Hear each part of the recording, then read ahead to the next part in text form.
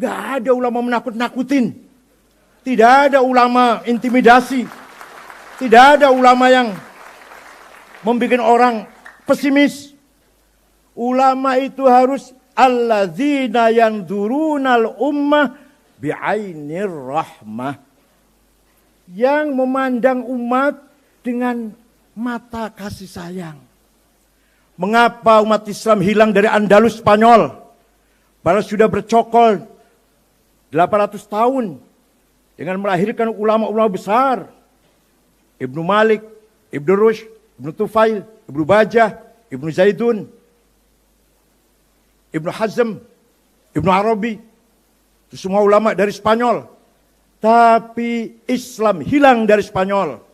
Ketika umat Islamnya berpecah belah, mengikuti hawa nafsu, kepentingan kelompok masing-masing yang mendirikan Taifiyah, negara atau kecil-kecil masing-masing satu sama lain bermusuhan, satu sama lain saling iri, bahkan saling perang saudara terjadi di Spanyol. Maka mudahlah dicaplok Andalus oleh Isabella dari suku Goth. Habislah Islam dari Andalus, terakhir dengan Panglima Hani, yang terakhir pimpinan Islam yang mati fi bilatis syuhada, dalam hamparan para syuhada di istana Al-Hamra. Nggak pernah baca sejarah sih, aduh Masya Allah. Bacanya cuma mujibatul ghusl arba'atun, iltiqal khitan wa lam nzilat terus bacanya. Sekali-kali baca sejarah. Apa kita mau seperti Spanyol? Apa kita rela kalau Indonesia seperti Andalus? Hancurlah Islam dari Andalus. Saya bicara di sini bukan bicara politik praktis, tapi politik kebangsaan, politik konstitusional, politik yang kita dambakan bersama. Kemudian, para ulama yang hadir ini mempunyai tanggung jawab dua. Punya tanggung jawab dua, mas'uliyah diniyah dan mas'uliyah watoniyah. Mas'uliyah diniyah, yang namanya ulama itu adalah berangkat dari Al-Quran, falaula nafara min kulli firqatin minhum ta'ifatul yatafaqahu fid din wal yunziru qaumahum idza raja'u ilaihim la'allahum yahdharun. Yang namanya ulama itu adalah mutafaqih fid din, yang paham agama.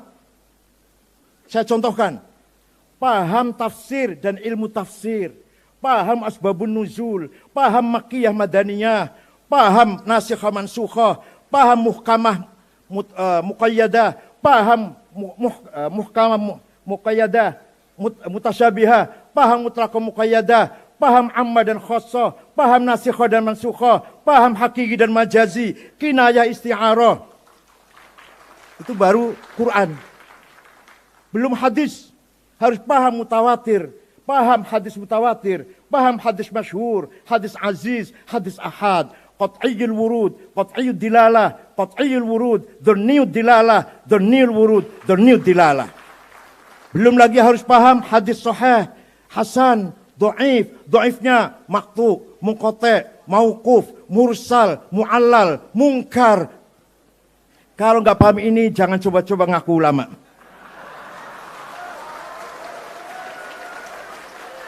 Itu baru yang berkaitan Quran dan hadis. Belum ijma', qauli dan sukuti. Belum qiyas, ada 9. Aulawi, burhani, mantiki, jadali, istiqra'i, tamthili, khitabi, syi'ri, iqna'i. Belum ilmu kalam.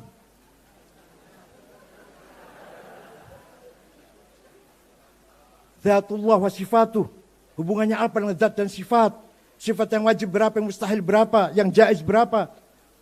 Apa itu ta'aluk saluhi? Apa itu ta'aluk tanjizi? Ya Allah, dikira gampang apa ulama?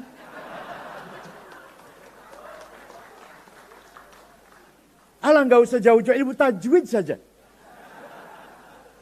Idhar, idgham, ikhfa, iklab, qalqalah, mad lazim, mad jaiz, huruf halak, huruf qalqalah. Ya Allah, itu aja kalau nggak paham bukan ulama itu. Siapa pengarang ilmu tajwid? Abu Ubaid Qasim bin Salam. wafat tahun 224. Siapa pengarang ilmu nahwu? Imam Sibawayh. Siapa yang mengarang harokat fathah dhamma kasrah? Khalil bin Ahmad Al-Farahidi. Siapa yang menggagas titik ba titik 1, ta titik 2, ta titik 3? Abul Aswad Ad-Du'ali wafat tahun 62 Hijriah. Siapa pengarang ilmu balaghah? Amr bin Ubaid. Siapa pencetus ilmu kalam? Wasil bin Atta. Siapa pencetus ilmu tafsir yang sempurna? Abu Ja'far Ibnu Jarir At-Tabari. Wah, panjang ini, nggak bisa. Dikira cukup 2 minggu sankilat apa? Itu ulama. Ya, walhasil itulah kira-kira itu. Mutafaqih fid din. Di samping itu belum cukup. Ulama itu harus alladzina yanzurunal ummah bi'ainir rahmah. Yang memandang umat dengan mata kasih sayang. Dengan mata yang ingin segala diberikan untuk umat. Membimbing, memelihara, menunjukkan jalan yang benar. Dari pagi sampai malam, bahkan 24 jam, pintu rumah kiai terbuka. Hidup di tengah-tengah masyarakat sebagai informal leader. Sebagai pemimpin yang non formal. Menerima segala tamu. Semua masyarakat mengadu. Ya Allah, luar biasa. Kalau ada orang mau bercerai, dinasehatin, jangan. Istri saya galak, Yai. Ya udah, kalau terpaksa kawin lagi saja, itu jangan cerai.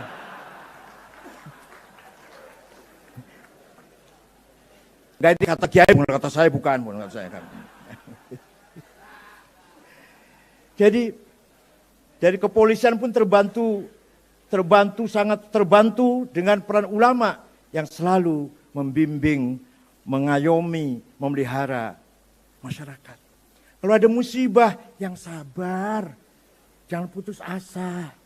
Yang sudah meninggal, korban musibah, kita doakan. Ke depan harus optimis, roja, ila rahmatillah. Itulah ulama. Gak ada ulama menakut-nakutin. Tidak ada ulama intimidasi. Tidak ada ulama yang membuat orang pesimis. Gak ada. Suatu ketika, ada seorang sahabat namanya Al-Hasin Al-Khazraji. Bisod ya, Hasin. Kalau Sin Husain bacanya. Kalau Sod Hasin bacanya. Al-Hasin Al-Khazraji punya anak tidak mau masuk Islam. Dirayu, dikandani, dituturi, diajak masuk Islam, tetap nggak mau. Anaknya ini. Akhirnya habis sabarnya mengancam ayah itu. Kalau kamu tetap tidak mau Islam, saya bunuh kamu. Begitu ada seorang ayah menteror anaknya dalam masalah agama, turun ayat Al-Quran yang kita semua tahu, la ikraha fiddin.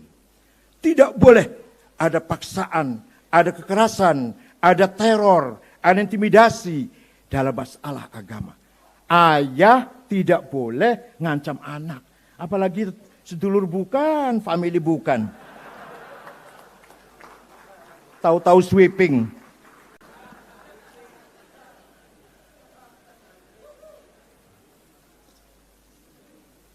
Para kiai, para asatid, hadirnya saya hormati. Peran ulama dalam hal ini adalah memelihara masyarakat, mengayomi masyarakat, menunjukkan jalan yang benar, memberi contoh qudwah hasanah, bukan beri contoh qudwah sayyi'ah. Para ulama selalu memberikan contoh bicara yang benar, tidak pernah bohong, mengakurkan masyarakat, tidak mengadu domba, berkata apa adanya, kalimatul haq, tidak fitnah, apalagi sampai hoax, apalagi ujaran kebencian. Wala tuti' kulla hallafim mahin, hammazim masya'im binamim, manna'in lil khairi mu'tadin athim, utullim ba'da dzalika zanim. Jangan ikuti, jangan dengarkan omongan orang kesana kemari, bohong, adu domba, fitnah, ujaran kebencian, manna'il khair yang mencegah kebaikan, mu'tadin menimbulkan permusuhan, athim menimbulkan dosa besar. Macam ayat ini enggak ya mereka ya? Saya enggak tahu itu. Ngajinya nggak hatam sih ya. Aduh ya Allah. Nah. Kemudian peran politik sejak dulu ketika masa penjajahan, para ulama di depan merebut kemerdekaan dari penjajah Belanda maupun Jepang. Kita tahu para ulama yang syuhada, Kiai Zainal Mustafa dari Tasikmalaya, dipenggal lehernya di Ancol. Kiai Hamid Rusdi dari Malang, di Brondong. Sekarang sudah menjadi nama jalan di Malang. Kiai Muhammad Ilyas Lumajang. Kiai Hashim Asy'ari di penjara Mojokerto oleh Jepang 1 bulan. Keluar dari penjara, tangan kanannya tidak bisa bergerak. Dihajar oleh Jepang karena gara-gara tidak mau menghormat ke arah timur. Apa namanya itu? Shikere. Dan di penjara itu ditemani oleh santri dari Cirebon. Sekali lagi, dari Cirebon. Namanya Kang Solihin. Kiai Solihin Babakan Ciwaringin, Kiai. Nah, itu yang menemani sama-sama disiksa oleh Jepang di penjara Mojokerto. Para kiai semua pejuang.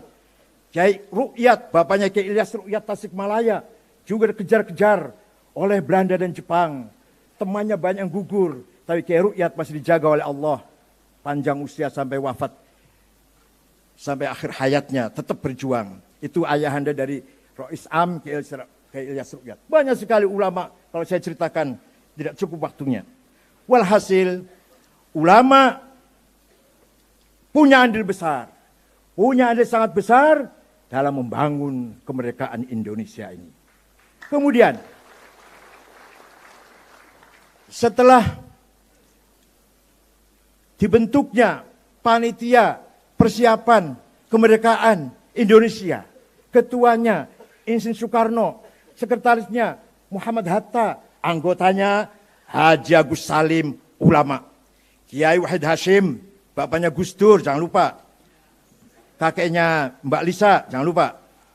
Itu Wahid Hashim. Dan Muhammad Yamin, Laimena, Maramis, Abi Kusno. Nah, itu semua adalah para ulama bersama pemimpin-pemimpin nasionalis menjadi panitia yang mempersiapkan kemerdekaan Indonesia ini. Kira-kira para ulama bisa cuma tahlil aja, Pak? Ya Allah. Tahlil pinter, berjuang pinter. Kemudian, tahun 45 merdeka, 17 Agustus 45 merdeka. Baru merdeka Agustus, September, Oktober, ada ancaman dari sekutu akan mengirim pasukan dengan manipulasinya atau ditutupin bahwa mereka datang akan mencari tahanan-tahanan Belanda yang dipenjara oleh Jepang. Jadi nggak akan perang, cuma akan mencari sisa-sisa di dalam penjara Belanda yang dipenjara oleh Jepang. Ternyata bawa senjata berat. Bung Karno, Pak Hatta, Jenderal Sudirman, musyawarah, berunding. Gimana ini? Ya dilawan. Yang lawan siapa? Ya siapa? TNI baru saja istirahat perang, masih capek. Jadi gimana? Rakyat yang melawan. Intifadah. Intifadah bahasa Arab artinya ngeroyok lah. Pakai ketepel, pakai kayu, pakai batu, bata. Oke bagus intifadah. Tapi yang bisa mengerahkan rakyat supaya berani intifadah siapa? Nah itu. Dicari oleh tiga orang ini. Bung Karno, Pak Hatta, dan Jenderal Sudirman. Kiai Haji Hashim Asy'ari Tebuireng. Itu yang bisa itu. Maka tiga pemimpin besar ini mengirim utusan bertamu pada Mbah Hashim Asy'ari. Kemudian beliau salam dari Bung Karno, Pak Hatta, dan Jenderal Sudirman. Beliau bertiga bertanya kepada Kiai, hukumnya membela tanah air. Bukan bela agama loh, bela tanah air. Kalau nggak ngerti tanah air, lemah kalau banyu, nggak ngerti tanah air, Masya Allah. Kiai Hashim Asy'ari mengumpulkan para ulama dari Banten Menes Kiai Abdurrahman, dari Bogor Pagentongan Kiai Abdul Hamid, dari Majalengka Kiai Abdul Halim, dari Cirebon Kiai Abbas, dari Buntet Kiai Amin Babakan Ciwaringin, Kiai Satori Arjayunangun, dari Indramayu Kiai Sujai Segeran, dari Semarang Kiai Ridwan, dari Lasem Kiai Maksum, dari Kudus Raden Asnawi Kudus, Dari Cepu Kiai Utsman, dari Lombok Tengah Guru Faisal, bertemu tanggal 20 di Tebuireng sampai tanggal 22 Oktober keputusannya bahwa membela tanah air hukumnya fardhu ain. Semua orang wajib membela tanah air. Tidak pandang bulu. Yang kaya, yang miskin, yang berpendidikan, yang buta huruf, wajib bela tanah air. Fatwa itulah yang terkenal dengan fatwa resolusi Hasyim Asy'ari yang bisa menggerakkan masyarakat Surabaya, Pasuruan, Gresik, Sidoarjo, Mojokerto, Madura melawan nikah, kedatangan nikah. Peperangan dipimpin oleh, nah ini jangan kaget. Jangan kaget nih. Dipimpin oleh singa dari Cirebon. Tenang. Namanya Kiai Abbas dari Buntet Cirebon. Mengambil sebuah markas rumah di desa Siwalan Kerto, Gang Pabrik Kulit, Jalan Ahmad Yani, Surabaya. Di situ markasnya. Peperangan terjadi, korban sangat banyak, tapi alhamdulillah kita menang. Kiai Abbas Buntet menjatuhkan pesawat 3, hanya dilempar dengan biji tasbihnya. Percaya silahkan, enggak apa-apa.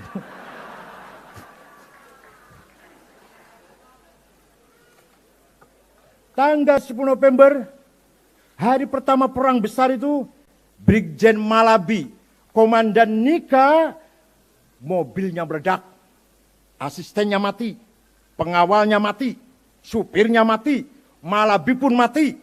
Yang masang bom di mobilnya Malabi bukan TNI, tapi santri Tebuireng namanya Harun.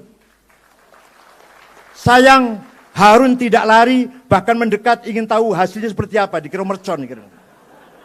Begitu meledak, Harun pun gugur.